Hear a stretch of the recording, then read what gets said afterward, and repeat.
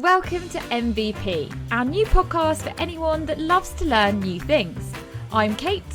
And I'm Jack, and we both work at an online school, MVA. Like most educators, we are passionate about sharing knowledge. And love the sound of our own voices.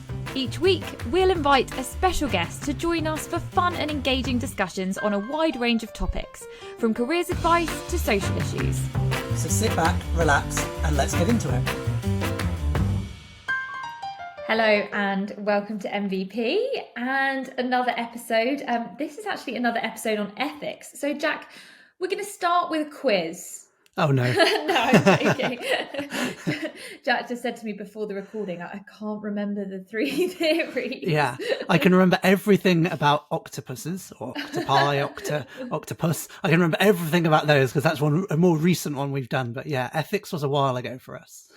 Well, so we're not obviously just going to rehash old ground, but I will recap the three main ethical theories before we move into more dilemmas and discussion, so that you aren't sat there too lost, Jack. So it's only right, and also repetition helps things get into your long-term memory. You never know, if we do an ethics part 3 and part 4 and part 5, you might actually eventually cotton on to by part 7. At part 7 you can quiz me then I'll be ready. But we spoke about 3 main theories for ethics. So the first one was deontological ethics, and that's where people live their lives or follow rules of morality that are rule-based, and it also is about things having intrinsic rightness and wrongness. And one of the things I want to talk to you about later is about like the value of human life and whether that has intrinsic value. Because if you believe it does, and by intrinsic value, I mean in itself, rather than obviously you don't want to kill someone because that would make people really sad and that would be painful for the person, but actually it being a wrong act to kill, that is a morally wrong thing to do. So that was deontological ethics. And then we had consequentialism, and that is all about the outcome or the consequences, funnily enough. It's an easy way to remember it for next time. But consequentialism and utilitarianism is a kind of a branch of that, is assessing an action, and it's basically deemed right or wrong based off of the outcome and the harm caused or the benefit. So in those sorts of examples, you have something where sacrificing a minority for the sake of the majority is the right thing to do. I do remember that one because I think that was the one that I most closely aligned with. And we spoke about some scenarios, didn't we, where you kind of have to weigh it up in your mind and think, although this is wrong, this is the greater good here, so I'm going to go for it. And I think modern society has moved towards that. I think rule-based society is probably a lot more. When we look into history, we see a lot more rule-based. We see very, very strict rules or taboos, or religions that have these kind of rules that everybody should sort of obey, no questions asked. And I think more modern society now bases their rules off of outcomes as well. So it comes up with laws that they think are based off of benefiting the majority of people. And I think as a society, we follow rules because they actually benefit us and have better outcomes, rather than just because it's the right thing to do. Yeah. You know, you've been told to do this, so do it. But then there was the third one. Do you remember the third one? Was it contemporary, or was it something along those lines that sounded like contemporary? Absolutely not. It's the word virtue ethics. That was it. Yeah, you know, they sound exactly the same, don't they? Contemporary virtue. It's basically a poem. I must have been thinking of contemporary octopuses. That was it. That was, yeah. I'm trying to think of a single MVP episode where we've used the word contemporary. So virtue ethics was the third one. It's where you have principles and virtues that you want to try and move towards, and you get this kind of golden mean, this perfect amount of bravery, honor, honesty, kindness, all of these different things are virtues, intelligence. And so you basically choose your actions and choose what's the right or wrong thing to do based off of, is this moving me towards this path of eudaimonia, which is a term that basically means human flourishing. So it's very, very difficult. It's almost this illusion of ending up as the perfect person, which of course is very difficult to do. But over a lifetime, you pick actions that you think match these virtues. So Yeah. rather than doing something and it's the weak thing to do, or it's reckless, or it's a stupid thing to do, you try and think about, okay, what virtue am I working towards here? So yeah, that's the quick recap. Hopefully you remembered it better than I did. So you've got deontological, consequential, and virtue ethics. I've got it now. I'm ready for the quiz. I'm going to ask you at the end. Yeah. Yeah, and I think it really helps when you think about people's decisions and the opinions that they have on certain things. Sometimes they can kind of categorize them as now a deontological ethical person. Or say that five times over, please. Faster. Yeah, no chance, no chance. And probably the worst person to be doing a podcast because I can't even talk normally. Or a consequential one, and it kind of gives an explanation to the actions and the thoughts and the opinions of those different types of people as well. Yeah, definitely. And I think you can also look back on history, and you can look at a lot of, things that go on in society now and start to sort of unpick that from a slightly different perspective. So one of the things to do with ethics and that a lot of the ethical debates ride around this idea of whether life has intrinsic value, so sanctity of life versus quality of life.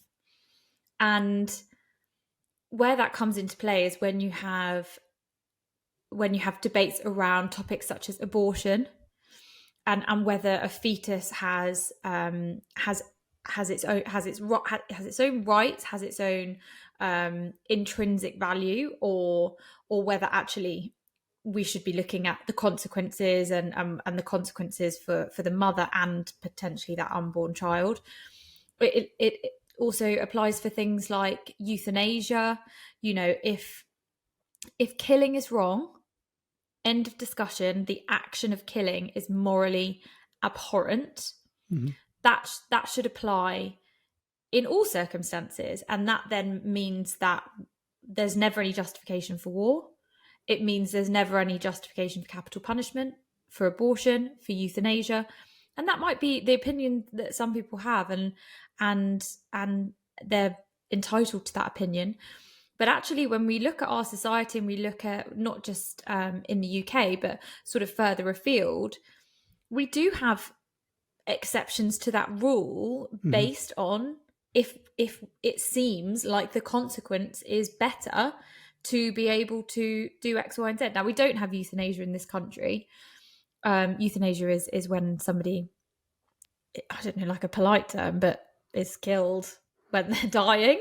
What's your I think they wish to die rather than continue living, and usually they're in a lot of pain due to a disease of some sort. So they choose that option because it's better in the long run. They don't want to continue suffering, basically. In the same way that, like, I have a gorgeous golden retriever, Sammy, and if she was really, really unwell and was in a lot of pain, I'm sure a vet would recommend that she was put down.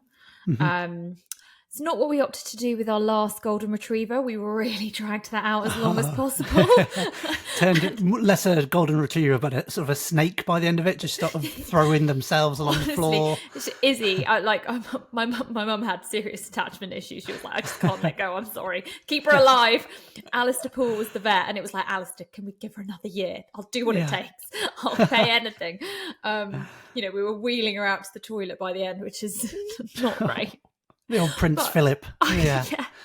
But then, so we kind of show this humanity to animals with things like this. If an animal is injured, they are put down. That seems like the humane thing to do. But we don't give that same grace, that same opportunity to human beings in this country. And there are a number of reasons why, but like, what are your sort of views on that, Jack? Yeah, it's difficult because sort of I'm a firm believer of as long as it's not affecting anybody else, you should be able to be sort of do what you want to do. So you can't go out and rob people because the people you're robbing it affects. But if I wanted to go out and dress as a superhero every day, as long as I'm not affecting anyone else's life, that would be fine for me to go and do that.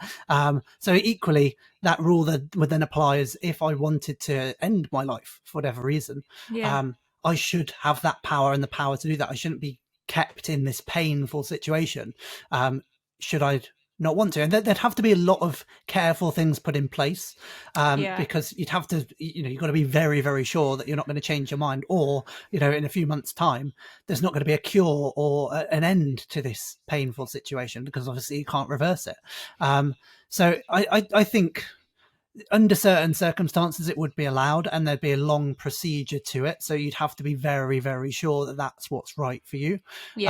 I think it's about the difficulty of it, and ensuring that it's not somebody who's there sort of in a really, really crass way thinking, oh yeah, when Dad pops his clogs at this house, oh he's really unhappy, aren't you, Dad?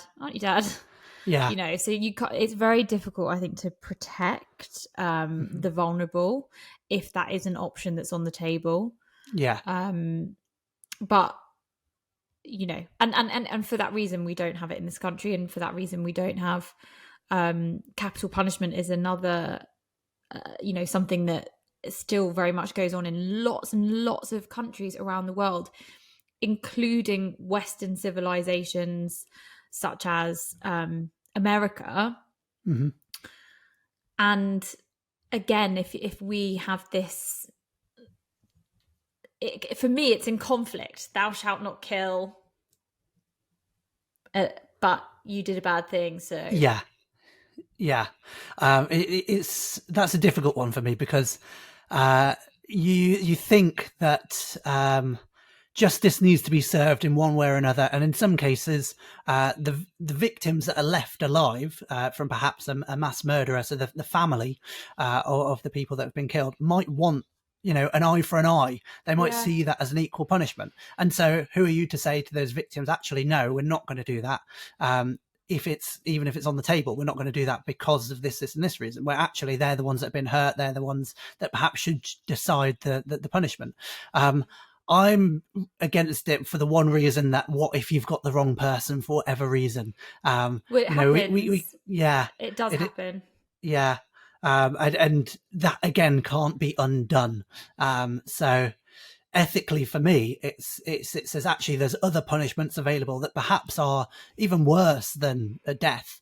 In that, if you're spending the rest of your life in a prison, or you're and all you're doing in that prison is probably you're forced to make good for what you've done. For me, that would be a more fitting punishment. What do you make of like our sort of society's view on crime and punishment? That's a hell of a question, that one. Sorry, just a casual Friday afternoon. So crime and punishment. Thoughts? I'm so being based in the UK, I am happy we don't have the death penalty. Obviously in the UK we don't have the death penalty, and I'm glad of that. I think there's better things that can be done to incarcerate people, but also perhaps re-educate them, because one big problem that we have certainly in a lot of countries like the US, where prisons aren't so great, is we have a lot of reoffenders after leaving prison, which actually then is creating more victims. It's also then putting more of a strain on the taxpayer, because you have to then pay to incarcerate someone again. You've also got to pay to catch that criminal and everything that goes alongside of that. In the UK, we do that better to a certain degree, in that there is education that goes on in prisons. And I think that should be a part of any prisoner's journey. So being kind of kept away from your family, I think that's enough punishment. And being kept away from the outside world, that's a horrible situation to be in. It doesn't have to be something that completely destroys a person's mental health or completely destroys a person's chance of turning their life around later down the line, because that will only lead to more crime. It also, and I'm not really talking about brutal, horrible crimes here. Yeah. Because that's actually very much the minority of these, where you hear these atrocities of rape and murder. But for me, one of the things that I always found really interesting and perhaps just quite frustrating is we never stopped really to look at the path of somebody to get to that point. Like, why does somebody commit an offence? Mm-hmm. Because I'm unlikely to go to prison. I would have thought, hopefully. I mean, I know in the last ethics podcast I said I sometimes stole things when I was a teenager, but I have had a lot of opportunities in life. I was very, very well supported by family and friends, and if ever times became really hard for me, I know that there would be people that would support me and that would get me out of a hole if I was in it for whatever reason. Now, I am probably in the few, not the many, and there are just thousands of people in this country, all over the world, who might find themselves in a position to commit a crime, but it's almost like this path has been predetermined for them, and for me to not end up in jail is not a shock. For my friends from school to end up in jail is not a shock. Yeah. We haven't had to go against the expectation for us or go against the path that's mapped out for us. We've just had to trundle along nice and smoothly on it and not do anything too outrageous. Yeah. I think lots of people in our prisons, that's not the case. And lots of people in our prisons, if you trace what, their upbringings, if you trace the support network that they have in place, if you trace the level of education they've had, you start to see really significant patterns showing why somebody might end up in a situation where they have joined a gang, where they have stolen things, where they've burgled, where they've carried firearms. And all of those things, we've talked a little bit before about kind of cause and effect. And, if we'd been born in these different circumstances, if we'd been like dealt a totally different set of cards, would we want the only option out there to be punishment? Is punishment really fair for lots of these people? And I know you can't take a crime. So I'm really getting preachy now. But I know you can't take a crime when you're in a court of law and be like, okay, well, let me just check.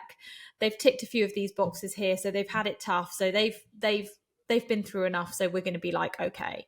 And I appreciate that you have to have laws, and breaking laws has to have consequences. But for me, I think prison should be 90% about rehabilitation, education, and not about punishing somebody for doing something wrong. Because I'm not 100% sure that many of us could stand there and have done differently in a lot of the same circumstances. And that's one of the things that I find very frustrating about kind of the perception of people that have been to prison as well.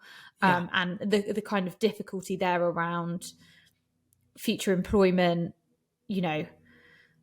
Of course you're going to reoffend if you come out, and you can't do anything differently. If the only place you've got to stay is with your mates who you used to do these things with, you're going to go there and you're going to fall back into the same routines. And that's where I think we should be spending our energy and our resources, on changing outcomes and, as I said, kind of rehabilitation, rather than like this kind of retribution, lock them up, throw away the key mentality. Yeah, I think lock them up, throw away the key, and the death penalty are very deontological, where it's this is what you've done. We're going to do the same thing to you. You've killed someone. We're going to kill you. Whereas if we look at it more consequentially, we are kind of saying, overall, if we treat this person fairly, if we set them up better in life so that when they leave prison, they're better set up to live a good life and contribute towards society, that is more of a balanced view, isn't it? It's right overall, but it's not as equal as an eye for an eye, tooth for a tooth. Aristotle. No, I'm joking. But, one of the sort of interesting discussions from ancient Greece and the old philosophers, Socrates, Plato, Aristotle, was around this concept of justice and what is justice. And what's your perception of justice? So I'd say, where if you've been wronged, there's an outcome that offsets that wrong in one way or another. So if I've been robbed, there's an outcome where I get my stuff back and the person who robbed them loses some of their stuff. So stuff is the way I'm using it. And actually, this touches on a question I was chatting about with some students at the school a few weeks ago, where we were discussing prisons and we were discussing what prisoners can do during their time locked away, because the common image is they're just sat there all day doing nothing, whereas we could get them to do community service and carry out jobs that people don't want to do. Perhaps, for example, one mentioned was fixing the roads. There's lots of potholes in the roads, they need fixing. If prisoners do it, it's free labour and they're paying back a debt to society that perhaps they owe. For me, that's justice, because the bad has been done, but there's some good kind of balancing it out there. Even though it's not quite an eye for an eye, overall, the theme of bad and good is in better balance. We've got a better justice. Yeah, that's what justice I'm thinking. is served. Yeah, it's kind of, so I do get that perspective, but for me, there's probably more of a leaning towards fairness, and I think when you view it as fairness, you can view wider than they took my stuff, so I need to take their stuff. No, I don't mean to be like belittling, but I mean, because if you think about it in terms of fairness, and then you look and you think, oh, I've got loads of stuff actually, and actually they didn't have hardly any stuff. And then I'm not saying that means everybody with a small amount can go and steal from people that have large amounts, but it's interesting, isn't it? Like different perspectives of what justice actually means, because for lots of people, justice is an eye for an eye. Justice is, you gotta do the time if you're gonna do the crime.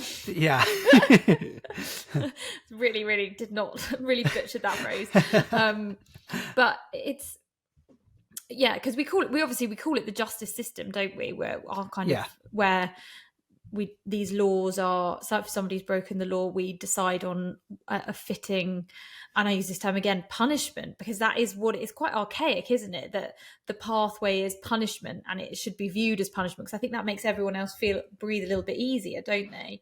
You sort of think, okay, good, justice is being served, they're being punished in some capacity, punish, rather than right, let's make a change. So not only does this not happen with this person doing this again, but we shouldn't have any people that, and I'm specifically kind of referring to sort of young people who, committing relatively low threat kind of crimes and things like that. And interesting. I think it's particularly interesting that when you said fairness and you said, stealing from the rich to give to the poor, I was instantly thinking of Robin Hood, who we see as a hero and a good guy in all of these characters, but actually he is a thief. He's a thief, as well. So, he is a danger to society.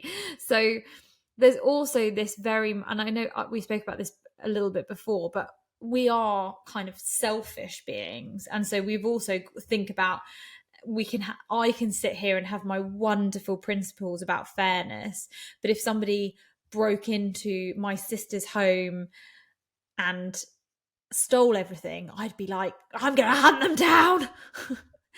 So I'm aware that I'm probably a massive stinking hypocrite a lot of the time when it comes to this sort of thing.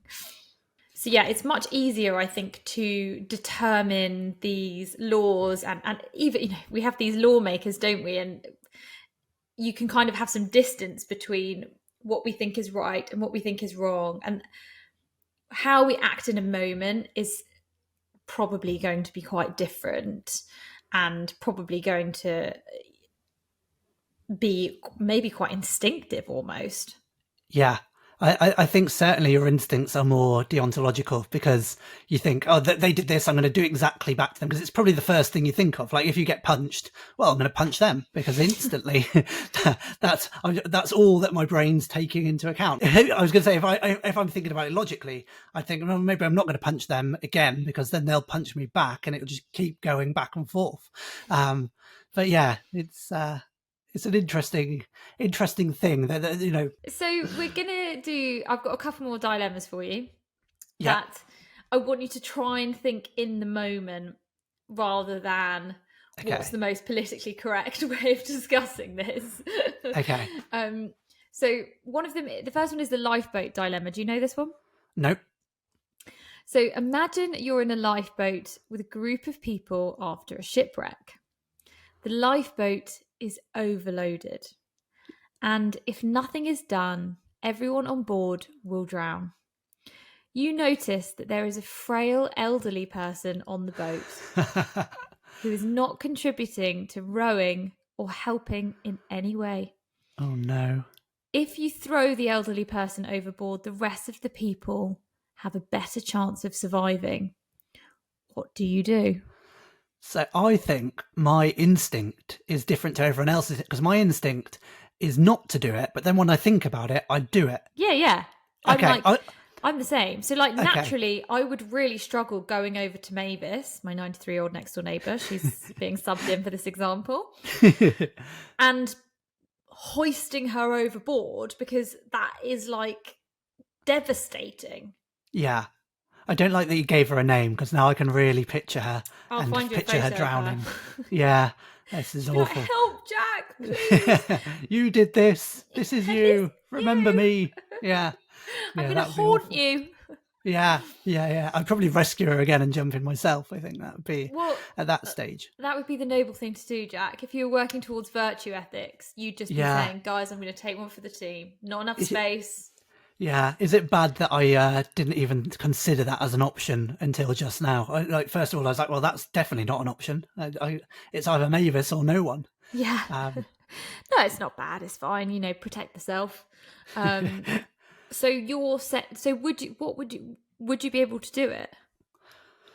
If I looked around at everybody else who was there, and I sort of weighed it up, and I knew for sure that we would all die unless I did this. You never know. You never know for sure, though, do you? You never know. Yeah, that's the problem. If I knew 80%, I'd probably no. In fact, it'd probably have to be higher. I reckon it'd be 90%. If I was 90% sure, Mavis would be gone. If not, I might try and discuss it with other people and go like, well, you better push Mavis off. But it would be tough.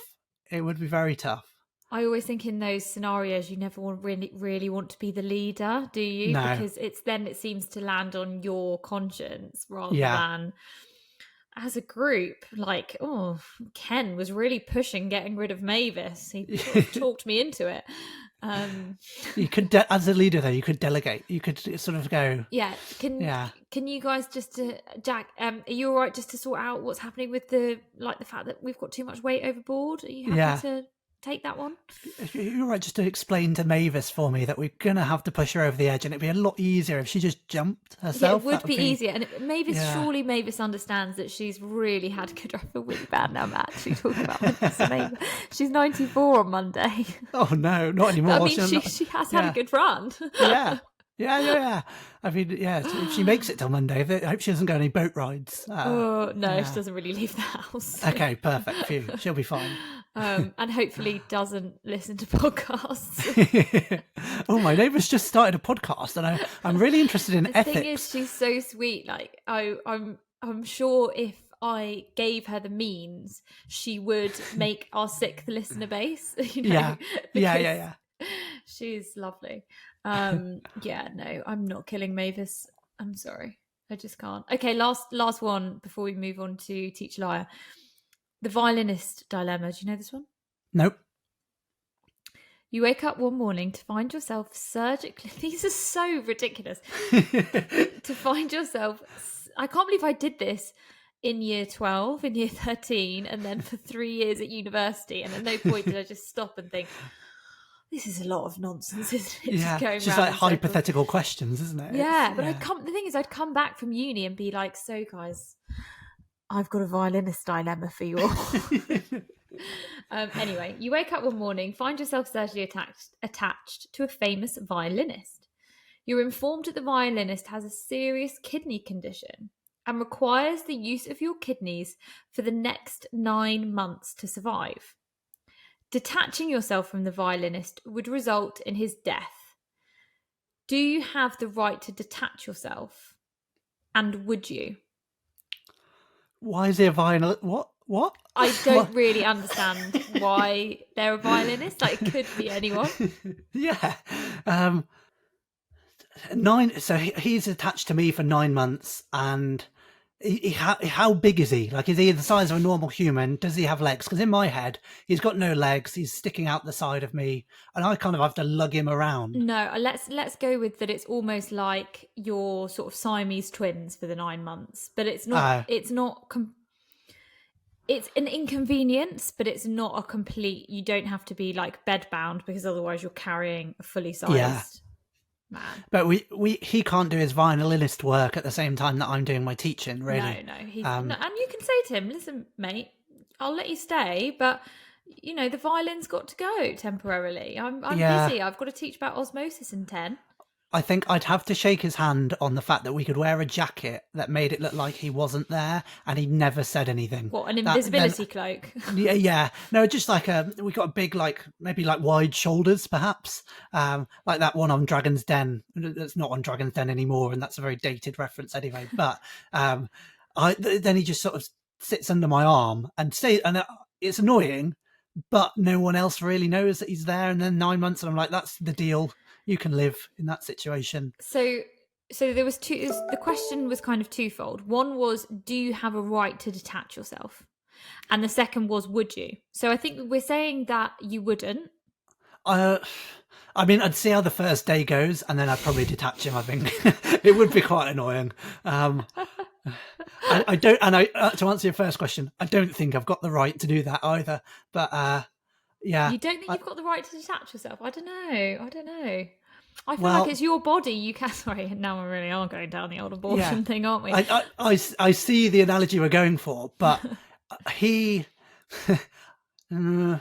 I guess it's not a big ask. I mean, it is a big ask, but it's not a ginormous. It's not like giving him a kidney forever, which is a very noble thing to do. But it's literally, there is a finite period, I suppose, where he has use of your body. And how long is really 9 months? I mean, as somebody who is pregnant right now, I can tell you, it does go quite slowly. Yeah, you're only dooming this violinist more and more in my mind. I think. Know, particularly if the next week's pod's postponed for me to be sick, and then you're like, get this guy off me, unplug. Yeah. Well, the only reason, so I'm fully, my body, my choice if I was pregnant, but this is a fully grown man, and he's probably he doesn't want to be attached to me. That's what I'm assuming. I'm assuming I don't have a right, because equally he's been asked the same problem, and he's got, instead of a violinist attached to him, you've got a teacher attached to you for 9 months, sharing your kidneys. Who's getting the worst deal? Yeah, exactly. I also just love the fact that you're like, my body, my choice if I'm pregnant. And I was just thinking, yeah, imagine if you were pregnant. That would just be very, very unusual, wouldn't it, Jack? Yeah. So it seems like you do the right thing. That's good. Oh, so there was a right answer to this one. No, it's sorry. The good thing? I don't know. What, Yeah, like the I guess moral thing, the just. I guess having the man live and you doing a personal sacrifice seems like the virtuous, noble thing if you were leaning towards kind of Aristotle's way. Yeah. But yeah, I would say you've got the right to detach yourself if you just had enough. Maybe he was, really obnoxious, or maybe it was giving you a bad back. Yeah, his breath smells, things like Yeah. that. It was. Yeah. He said something annoying that I didn't like, and he just kept saying it. That would be right. You're gone. You're gone. So, shall we move on to Teach a Liar? I think we should. So, for anyone who this is your first podcast, what a podcast to jump into! Not ethics, but ethics too. Congratulations. But Teach a Liar, Pants on Fire is where I tell Kate, or Kate tells me. In this case, it's me telling Kate 3 news stories, 2 of which are true, and 1 of which is a lie. And in this essence, it's Kate's job to work out which one the lie is. So we have: scientists discover a new fruit coming to supermarkets near you soon. That's number 1. Crocodile found to impregnate herself. Number 2. And funeral firm creates a coffin themed on a Greg's sausage roll. Okay, can you go through this again? Because I had an email come through. Okay. Scientists discover a new fruit coming to supermarkets near you. Yeah. Crocodile found to impregnate herself. Funeral firm creates a coffin themed on a Greg's sausage roll. 3 is great. Hope 3 is true. And then we've got the self-impregnating crocodile. Yeah. And we've got the fruit. Yeah. A chihuahua, if you want the name. No. Oh. I think 2's the lie. The crocodile. Yeah. That is true. The crocodile was in an enclosure in itself. It got pregnant. It's a virgin baby, or virgin birth to these crocodile eggs. And actually, it's apparently quite a common thing in lizards. But this is the first example of it happening in a crocodile. What? Well. So yeah, that is true. That's I still think that there's a sneaky male crocodile that's come over from a rival zoo at some point. Because has she had the baby yet? Because it could be like half crocodile, half man, and it's just one of the zookeepers. That would be awful. That's a crocoman. Yeah, that's on a podcast about ethics. That's probably the worst thing. Yes, in part 3 of ethics, we're going to talk about like genetics and blah blah blah. Yeah. So yeah, that one is true. Do you want a second guess at which one the lie is? The new fruit, or the new fruit has got to be the lie. It is. It is the good. lie. Yeah, the Gregs, you just couldn't. You're great, but you're not that great. Like to come up with that.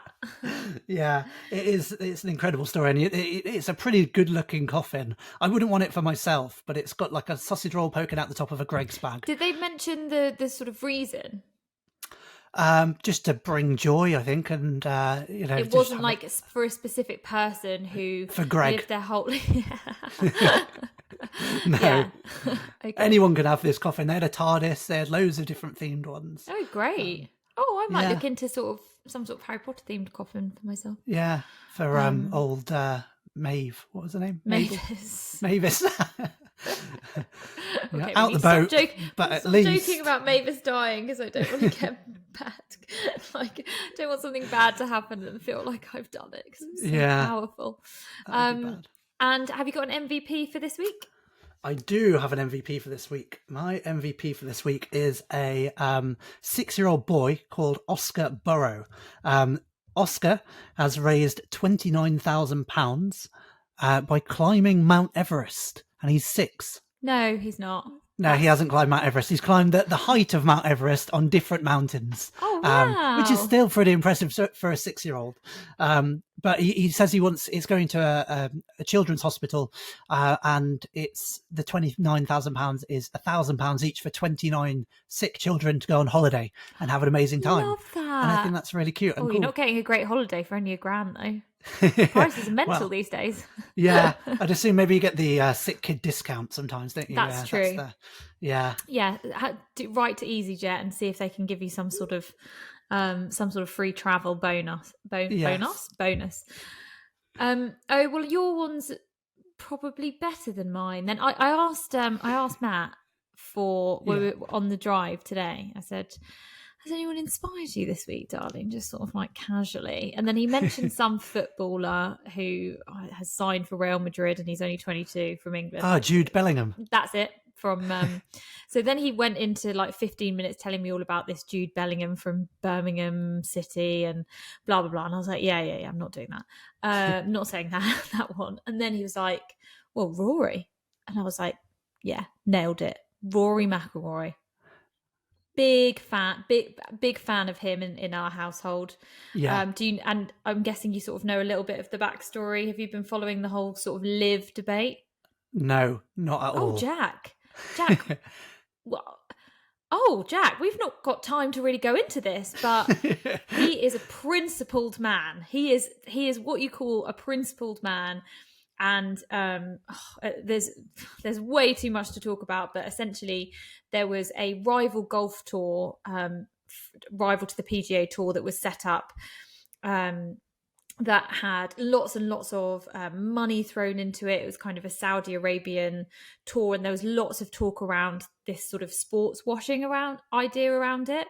And there was a huge conflict last year where essentially the PGA came out and said, if you play on this tour, live tour, you can't play on our tour. But they were offering insane sums of money for, in lots of cases, kind of relatively average golfers to go and play on their tour, and they were just throwing money at it. I think Rory McIlroy was offered 500 million. Wow. And said no, along with lots of these other people. And then what's happened in the last couple of weeks is now Live and the PGA Tour have merged. And so all those people that turned down those huge sums of money to stay loyal to the PGA Tour, because that's what golf was all about, and it wasn't about just hand picking people to be in a tour. It was about anyone could get into it. And those people sort of have like egg on their face a little bit, but Rory has just held his ground. He was sort of the spokesperson for the anti-live movement, and he is doing so well. He is so adored, and he is like stuck by his principles, and I think he's absolutely great, and apparently he's absolutely smashing it in whatever golf thing's going on at the moment. So, despite all of the pressure and everyone, all like the world's eyes except for yours on him, and seeing how he's doing, he's still doing like very, very well. So he's just kind of one of these figures who isn't tempted by greed and actually stands up for his principles, and I think that's pretty good going. Well done, Rory. I'll have to read a bit more about that. It sounds like the European Super League that we had in football a few years ago. Similar. Really similar. So it's interesting. Right, well, I think that's probably all we've got time for, if I am looking at the clock correctly, and I know Jack's got somewhere to be. So thank you so much for listening, everybody. As always, please get in touch, podcast@minervavirtual.com. Follow us on Instagram and TikTok, and you can see all clips from upcoming episodes. So just a big thank you from me. And Jack, thank you from me. Thank you. Yeah, I do. Yeah, only be polite, wouldn't it? Yeah. Thank you, everybody, for listening so far. And we're taking a bit of a summer break now, aren't we? Yes, we are. So hopefully we'll be back in probably a few weeks' time with some back to school episodes for you to tune into. So make sure you've subscribed so that you can get the latest information, the latest episode when that's released. All right. Thanks for listening. Bye.